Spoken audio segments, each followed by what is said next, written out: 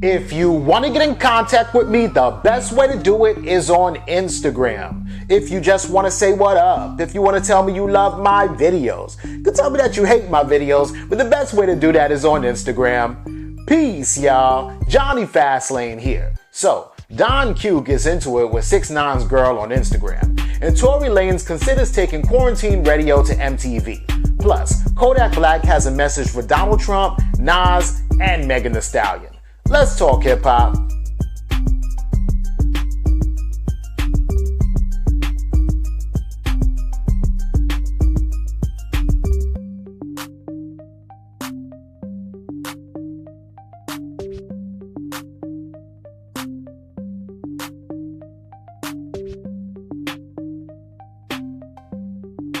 Yo, so this whole situation is funny as hell, right? Because, all right, Jade goes on her Instagram and she puts up like a bunch of videos and like pictures of herself and everything because she just got her hair dyed, right? Back to the rainbow color to match 6ix9ine's hair, right? And I guess like 6ix9ine is about to drop, right? But anyway, the whole situation is Don Q sees this, right? And you know, Jade is from the Bronx and so is Don Q. He sees this, or I guess he follows her on Instagram, and he comments, he's like, heavy, right? Basically saying like, oh damn, you got a fat ass, that shit looking heavy, right? Kind of giving her a compliment, you know what I'm saying? And she's like, the only thing heavy is you. The only thing heavy here is you, right? Funny as hell. And then Don Q didn't comment back, and then I guess somebody deleted the comment, either her or him or whatever the case may be, but it was funny as hell because then he did respond to her, but just in his own way, right? So yesterday it was Don Q's birthday, right? And there was like a bunch of happy birthday posts on his Instagram, and like he was hanging out with his homeboys in a hotel and all that stuff like that, right? And then he puts up a video of him like chilling in like a lounge or a club or whatever, or a strip club or whatever, and some girl is like shaking her ass, right? And I'm like, okay, I don't get it, right? Like everybody's like, oh, Don Q, and I'm like, I mean, like, I don't really understand, right? But then I realized, like, all right, we're in quarantine and there are no clubs open at all, right? So the whole situation is that this video right here, Don Q posts up, and he went into the archives, and I guess he must have went into like his old phone or something and pulled out an old video or something like that, because if you look closely, it kind of looks like this is Jade here shaking ass for money, right? And basically, he's a roundabout way of saying, I'm heavy, right? But was I heavy that night when you wanted all this money from me, right? Which you probably was heavy that night when she wanted the money, but it's just that, you know, she wanted the money, right? But anyway, so it's funny as hell, and I just think that right now, like, since 6ix9ine is on probation for the next 5 years, and he really can't troll anybody like that, I really believe, like, Jade is going to be a new employee of 6ix9ine's and his record label, right? So they're going to be using Jade to troll a bunch of rappers to get the buzz going about 6ix9ine anyway, because, I mean, that's his best bet, to continue to troll people just like he was doing before, right? But let me know what y'all think about this in the comments. Yo, I need y'all help on this right quick, right?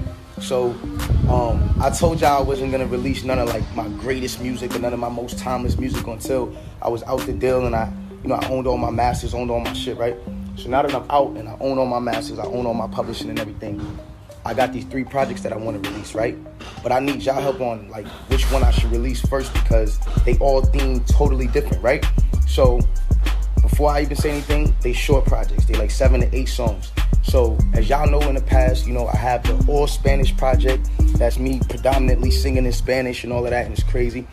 Then I got this all acoustic album that sounds like Ed Sheeran meets Adele meets some nigga from the hood, like, you know what I'm saying? And then I got this all 80s project that sounds like I jumped in a time machine and just went straight to the 80s, like, sounds like everything from the 80s, like, dead ass, like, it's crazy.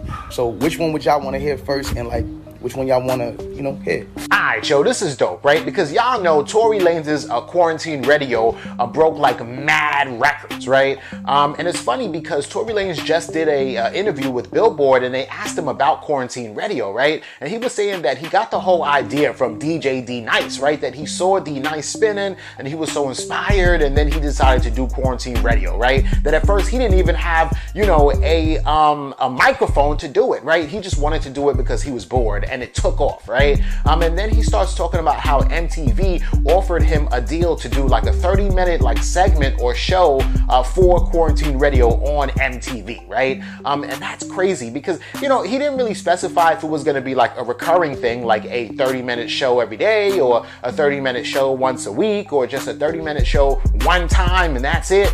If it's one time and that's it, I think it'll be cool. If it's like every week or something like that, I don't know. I think that MTV might, you know, kind of diminish it a little bit because you can't curse on MTV. There's certain things you can't do or say on MTV. People can't really smoke like that on TV. You know what I'm saying? So it's weird. They might water it down a little bit, right? But it's just really funny to me how like MTV has really declined over the years, right? And I mean, we got to talk about it, right? Like MTV to me is the middleman, right? So back in the day, you know, when artists, they would do something, you know, record something in the studio, you know, do a video, right? And then you run to MTV so that they can get it out to the masses and get it out to everybody, right? And when I was growing up, I used to watch MTV and they used to like dictate the culture. They used to create the news. They used to be the leaders in the culture, right? But now, if Tory Lanez does something, he ain't got to go to MTV for MTV to put it out to the world. He can just throw it up on Instagram, right? So you are cutting out the middleman, which is MTV, right? So now that they're trying to piggyback off of what artists are already doing by coming to the artists and being like, hey, you know, can we use a little bit of your content too? Because you got the gram lit, we trying to be lit too. You know what I'm saying? Like crazy how like times have changed, right? But it's dope for Tory Lanez and it's definitely going to be a good bag for him, right? But let me know what y'all think about this in the comments. So Kodak Black goes on Instagram, right? And he's like, tell Donald Trump to pull up on me. I got a brilliant idea. I thought of something back in Miami, but I dismissed it because I be thinking I'm crazy sometimes. But this shit keeps following me though.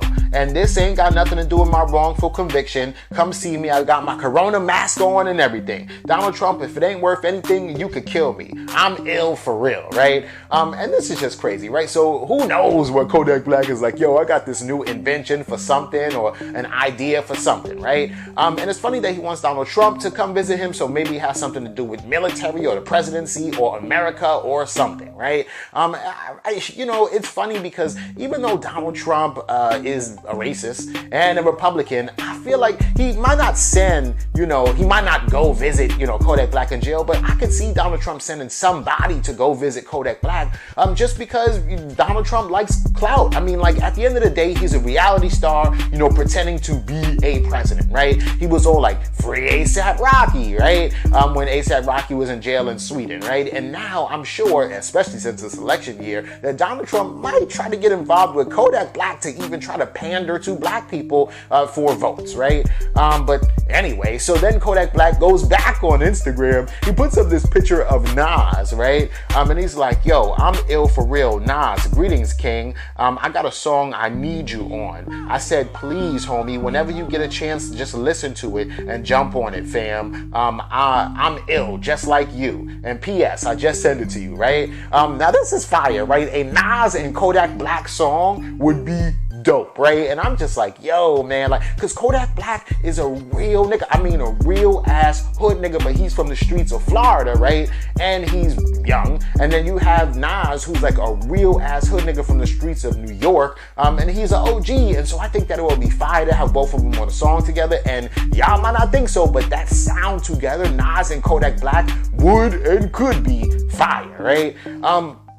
So then he goes, I don't know, he was just sitting on Instagram all day, right? And then he goes on Meg Thee Stallion's Instagram and he comments under one of her pictures and he goes, you that bitch, huh? I see you hip to little one for real, right? I'm bidding off you right now. What you need to do is get on your free Kodak shit and everybody gonna fuck with you because you saluting a real one. And that's the wave right there, fam. That's a whole nother fan base, right? Basically saying like if Meg Thee Stallion was to start screaming like free Kodak and all that stuff, it would be good for her because now she's getting all Kodak fans, and it would be good for him too because she's fire out here in these streets, and she will keep him alive, right? And keep his, you know, thought alive, right? Which is dope and everything. But the whole situation is, I thought that Kodak Black had beef with, you know, Meg Thee Stallion because I don't know if y'all remember like a month or two ago when Meg Thee Stallion went on like Keke Palmer's show with Strahan and Sarah, and they were like, yo, who invented the phrase drive the boat, right? And then Meg Thee Stallion was like, I invented that shit, right? And then Twitter like attacked Meg Thee Stallion and was like, you didn't invent that shit, like that Kodak Black invented that, right? And then Kodak Black actually seen that and went on Instagram and was like, I really want to go bad on this little one, but I'm gonna keep it pretty right now, you know what I'm saying? And now he's all like, hey fam, you should represent free Kodak and blah blah blah, right? So all just funny as hell, right? But let me know what y'all think about this and everything else in the comments down below. Don't forget to like, comment, share, subscribe. Make sure you hit that notification bell. Follow me at Jonny Fastlane on Instagram, and y'all already know what to do. Peace.